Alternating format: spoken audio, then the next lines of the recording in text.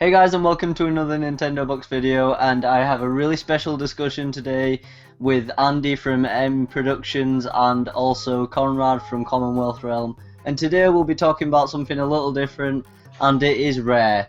And they've had a big showing today at the Microsoft press conference, and one of the things that they've shown off is the Rare Replay Collection, which is 30 games for $30, which is a pretty damn good deal in my opinion. What are your opinions on this whole shebang, guys?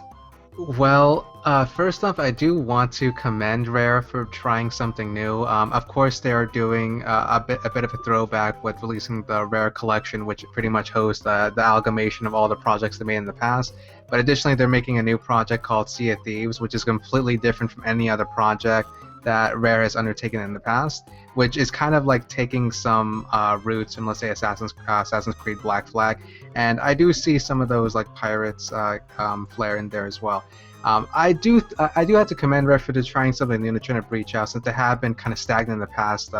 I believe they worked on Kinect Sports, and that was like a whole fiasco all in itself.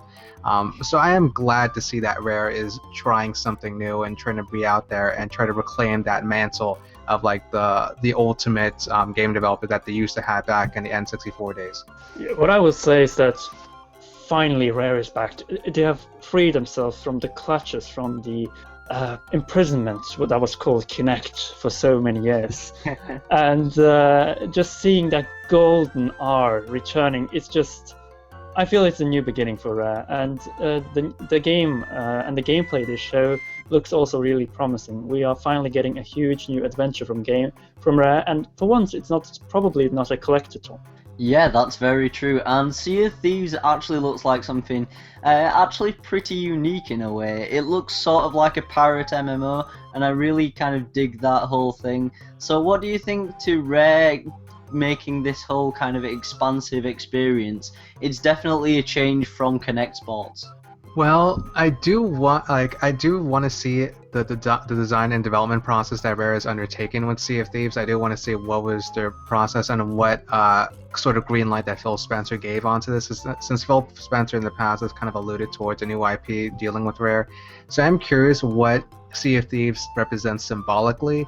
Obviously, this is a new IP. This is something that Rare hasn't really undertaken in a while. So I'm curious to see what comes next after Sea of Thieves, what new endeavors that Rare will go in the future, and perhaps will Rare reclaim that mantle that they used to have in N64 and being a powerhouse developer. So I'm curious to see whether or not Sea of Thieves is going to prove to be a well-established franchise. Maybe it'll have great review scores, maybe it'll be a quality title, but like I do want to see more information about it. Yeah, Sea of Thieves is probably the first proper Rare title since at least Viva Pinata, I would say, since both Banjo-Kazooie Nuts and Bolts and Perfect Dark Zero were not the games we wanted from Rare, as they were that respected and admired developer in the Nintendo 64 generation of console, and everything looked great until the Microsoft acquisition, and it looks that Phil Spencer is the first Microsoft CEO, or at least chief, that has realized the true potential that this company inherits. And I think that this new IP, Sea of Thieves, looks like it's the first proper Rare title in many years. And Microsoft might finally take advantage of this gold mine that is Rare with all the great IPs. We see them revive another great Rare IP, Killer Instinct, in the last 2 years, though it wasn't developed by Rare. It turned out pretty well. We got Ultra Combo back and all of that iconic Rare magic. So the question is, what is next for Rare? Of course, they need to first finish Sea of Thieves. And then what will be next? That's the question. Since we know that the platform and the collectathon has been in many ways taken over by Playtonic, by the former masters of Rareware. Since I want to distinguish the difference between Rareware and Rare. Since Rareware was the golden age and Rare was the Nintendo acquisition and then post-Nintendo acquisition. And I think that this particular moment marks a possibility that Microsoft should not throw away, since it could be an edge that could even secure them the victory in this generation of the console war. Yeah, I think that's definitely a possibility. It really makes them appeal to both the hardcore, which they've definitely got with their games like Gears of War and Halo, and then the people who like a lighter, more stereotypically fun experience. So I think it's certainly something that's very possible. And I just want to know your opinions on what will be better. Will Rare's kind of games that they're going to be coming out now with be better, or will the stuff that Playtonic are going to do be better? Of course, they're making very different experiences right now, but it is possible in the future that Rare could make Banjo 3, and in that case, there's an obvious comparison there between Yooka-Laylee and Banjo 3. Well, I'm glad you brought up Playtonic, considering that they were former members over at Rare. The thing is, with the whole deal that Rare has dished out Sea of Thieves, which is obviously vastly different from any other project that Rare has undertaken in the past, is that I have kind of noticed that, like, I'm not sure if Rare is going to reclaim the same path that they did in the past, which were more of these comedic, kind of toony variants of particular projects. For example, Conker's, Banjo-Kazooie, and so on. I'm not sure whether or not they're going to go towards that particular art style and that particular flair. With Sea of Thieves, they might go towards a completely different path and being more mature and realistic. So I'm not like they might go back to let's say Banjo, and Phil Spencer has obviously alluded towards the getting back to Battletoads, but it can be rebooted to mold up recent Rare's more mature fitting with Sea of Thieves. And in Playtonic, I would view Playtonic as trying to reclaim the old Rare, the traditional Rare, in which they were about the comedic, toony environments, which obviously Yooka-Laylee kind of encompasses on that end.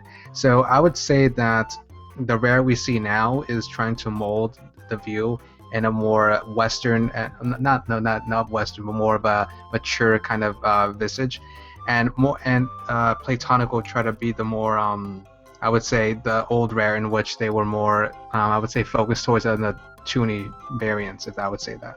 Yeah, I would like to point out one thing. Rare was always at the top-notch developer when they were allowed to be Rare. They were free, they were crazy, they were doing whatever they wanted, and that resulted in brilliant titles such as Banjo-Kazooie, and the ultimate product, in my opinion, the magnum opus of Rare, was Conker's Bad Fur Day.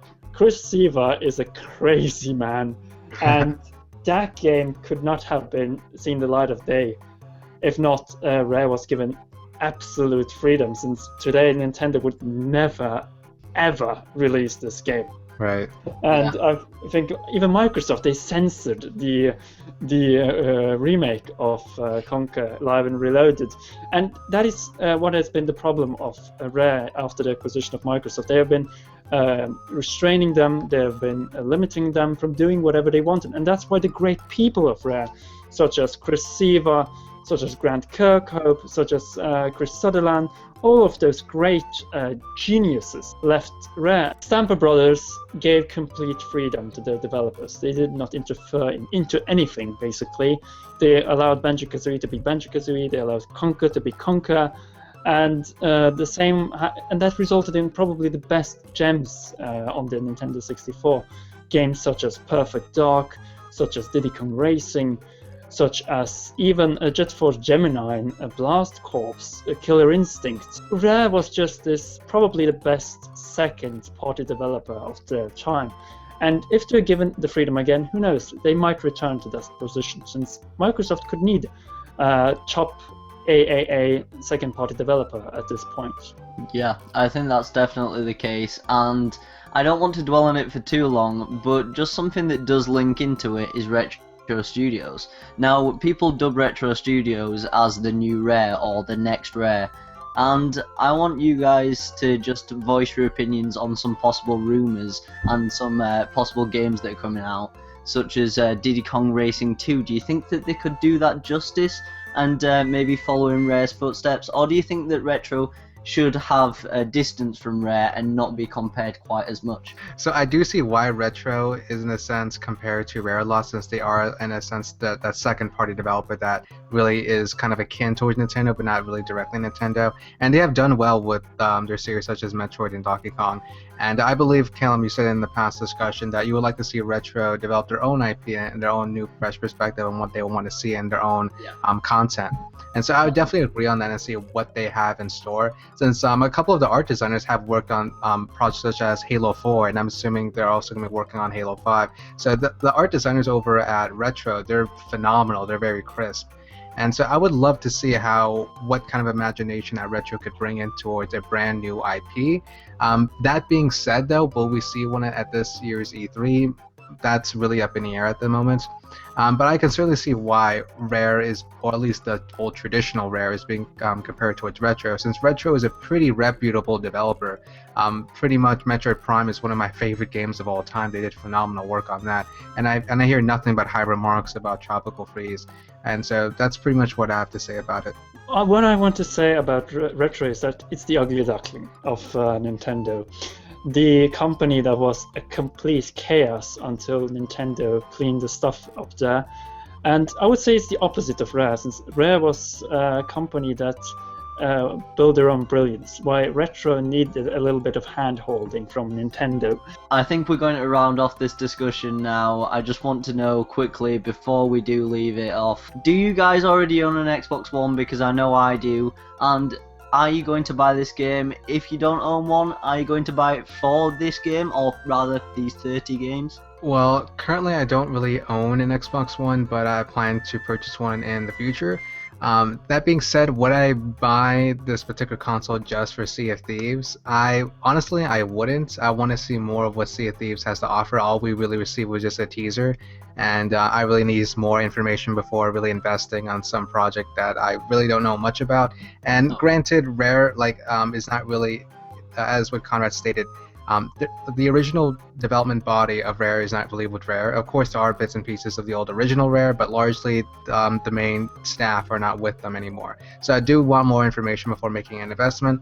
Right now, my particular sights are trained towards Fallout 4, and Fallout 4 looks simply amazing, if I may add. And of course, I'm a big Halo fan. I was impressed by Halo 5, and of course other installments such as Doom, which looks pretty promising in itself. Yeah, I will admit it. I have a PS4. And I feel so bad at the moment, especially if it turns out that Fallout 4 at the PS4 will not have mod support. I would just be so disappointed and probably be forced to buy Xbox One just for Fallout 4 for the full modding experience, and probably also for Halo 5 and Gears of War. Yep, I think that's definitely the case, and I actually felt vindicated today in buying an Xbox One. It's something that I've been really doubting because I love JRPGs and they all seem to be going to the PS4 but not the Xbox One. But today I actually feel vindicated in my purchase and it feels like I made the right choice. So I'm actually glad about that, and it's a bit of a smug day for me. But that'll be the end of this discussion, guys. Remember, there is a live stream tomorrow where we will be reacting to the E3 Nintendo Digital event. That is with Andy from M.Productions. Unfortunately, Conrad couldn't make it, but it's going to be fun nevertheless, and it's going to be a great time. If you enjoyed this video, please check out both of their channels. They're really awesome guys. And also, please subscribe to the channel if you haven't already. I've been Maka from Nintendo Box. M.Productions. Commonwealth Realm. Thank you for watching.